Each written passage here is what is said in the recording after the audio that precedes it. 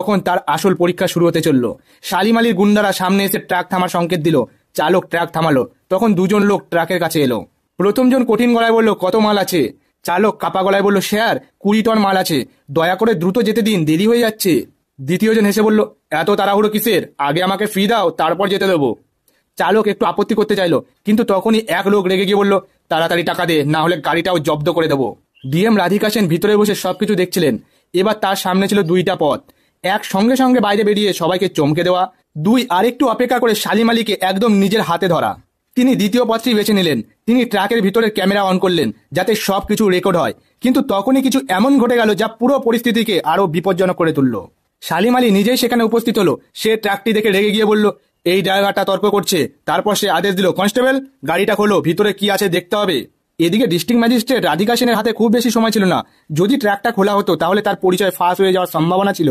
কিন্তু তিনি আগেই তার পরিকল্পনা তৈরি করে রেখেছিলেন। যেই মাত্র শালিম আলী ট্রাকের কাছে এলো, রাধিকা সেন দ্রুত দরজা খুলে বাইরে বেরিয়ে এলেন। শালিম গম্ভীর গলায় বললেন, কি আছে ট্রাকের ভিতরে? তখন রাধিকা সেন অর্থাৎ ডিএম বলল, সাহেব, গাড়িতে কিছু ফল আর কিছু সবজি রয়েছে। দে 5,000 টাকা ফাইন দে। কিসের জন্য ফাইন দেবো স্যার? বেশি কথা বলিস না, যেটা বলছি সেটা কর।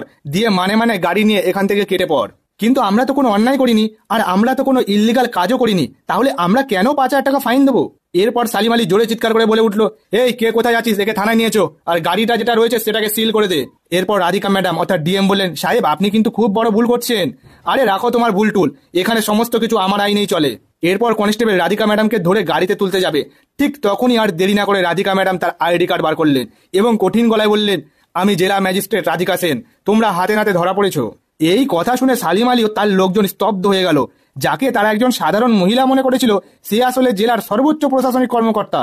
শালিম আলী বুঝতে পারলো তার সামনে দাঁড়ানো নারী একজন সাধারণ মানুষ নয়, বরং রাধিকা সেন নামের একজন জেলা ম্যাজিস্ট্রেট। ততক্ষণে তার চোখ বিস্ময়ে বড় হয়ে গেছে, শরীর কাঁপছে, মুখ বিবর্ণ হয়ে গেছে। তার পাশে দাঁড়ানো গুন্ডারাও হতবাক। এতক্ষণ যারা ট্রাক ড্রাইভারকে ভয় দেখাচ্ছিল, সেই ট্রাকেই বসে থাকা একজন উচ্চপদস্থ অফিসার তাদের সমস্ত চক্রান্ত ফাঁস করে দিয়েছেন। চারিদিকে নীরব, কেউ কিছু বুঝতে পারছিল না এরপর কি হবে। রাধিকা সেন কঠিন কণ্ঠে বললেন, এখানে কি হচ্ছে? তোমরা অবৈধভাবে ট্রাক থেকে টাকা তুলছো, জনগণের কষ্ট অর্জিত অর্থ লুট করছো। এখন আর কাউকে ছাড় দেওয়া হবে না। তার কণ্ঠে খুব স্পষ্ট ছিল। কিন্তু শালিম আলী এখনো পুরনো পথেই হাঁটতে যাচ্ছিল।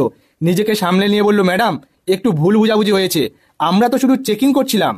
কিন্তু রাধিকা সেন এত সহজে প্রভাবিত হওয়ার মানুষ ছিলেন না। তিনি তার লুকানো ক্যামেরা বার করলেন এবং মোবাইলে রেকর্ড করা ভিডিও চালু করলেন। ভিডিওতে স্পষ্ট দেখা যাচ্ছিল কিভাবে শালিম আলীর লোকেরা জোর করে ট্রাক ড্রাইভারদের কাছ থেকে টাকা তুলছিল, হুমকি দিচ্ছিল এবং প্রতিটি ট্রাক থেকে 1,000 থেকে 1,500 টাকা আদায় করা হচ্ছিল। ভিডিও দেখে শালিম আলীর কপাল ঘামে ভিজে গেল। রাধিকা সেন সঙ্গে সঙ্গে তার টিমকে সিগন্যাল দিলেন। আগে থেকে প্রস্তুত পুলিশ দল ঘটনাস্থলে পৌঁছে যায় এবং তারা সমস্ত গুন্ডাকে ধরে ফেলে। কিছুজন পালাতে পারলেও শালিম যখন পালানোর চেষ্টা করে, পুলিশ তাকে চারিদিক থেকে ঘিরে ফেলে। এই দৃশ্যটি ছিল দেখার মতো। যে ব্যক্তি এত বছর ধরে আইনের উপহাস করে এসেছে, সে আজ নিজেই আইনের ফাঁদে পড়ে গেছে। হাইওয়েতে দাঁড়িয়ে থাকা ট্রাক ড্রাইভারেরা বিস্মিত। অনেকের চোখে জল, কারণ তারা বহু বছর ধরে এই অত্যাচার সহ্য করছে। কিন্তু আজ প্রথমবার কেউ তাদের জন্য সুবিচারের সাহস দেখালো। অনেকে রাধিকা সেনের পায়ে হাত দিয়ে তাকে ধন্যবাদ জানালেন। শালিম আলীর গ্রেপ্তারির পর পুরো হাইওয়েতে চাঞ্চল্য ছড়িয়ে পড়ে। যেসব ট্রাক চালক এতদিন তার জুলুম সহ্য করছিল, তাদের চোখে জেগে ওঠে আশার আলো। রাধিকা সেন তার অফিসারদের নির্দেশ দিলেন, সব ট্রাক চালকের বিবৃতি নেওয়া হবে এবং প্রতিটির ভিডিও রেকর্ড করা হোক, যেন কেউ এই কেস ধামাচাপা দিতে না পারে। পুলিশ সাথে সাথে কাজ শুরু করে দেয়। কিন্তু রাধিকা জানতেন, এই দুর্নীতি শুধু একজন আরটি অফিসারের পক্ষে সম্ভব নয়। শালিম আলী দুর্নীতিগ্রস্ত হতে পারে, কিন্তু এত বড় সাহস একা দেখাতে পারবে না। এর পিছনে নিশ্চয়ই আরও বড় মাথা রয়েছে। তিনি শালিম আলীর কল ডিটেলস আনানোর নির্দেশ দিলেন এবং সাইবার সেলকে বললেন প্রতিটি নম্বর খতিয়ে দেখতে।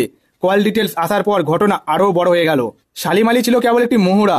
তার কল লিস্টে জেলার পরিবহন দপ্তরের ঊর্ধ্বতন কর্মকর্তাদের, কিছু নেতাদের এবং এমনকি পুলিশের কয়েকজন অফিসারের নম্বরও পাওয়া গেল। কল রেকর্ড থেকে বোঝা গেল প্রতি সপ্তাহে শালিম আলীকে একটি নির্দিষ্ট অঙ্ক উপরে পাঠাতে হতো, অর্থাৎ ট্রাক চালকদের কাছ থেকে তোলা টাকার একটি বড় অংশ উপরের স্তরে পৌঁছে যেত। এই জন্য এত বছরেও তার বিরুদ্ধে কোনো পদক্ষেপ নেওয়া হয়নি। রাধিকা সেন বুঝতে পারলেন, যদি কেবল শালিম আলীকে ধরা হয় তাহলে আসল অপরাধীরা ছাড় পেয়ে যাবে। তাই তিনি আরও বড় পরিকল্পনা করলেন।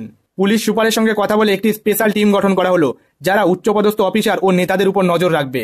শালিম আলীকে কঠিনভাবে জিজ্ঞাসাবাদ করা হলো।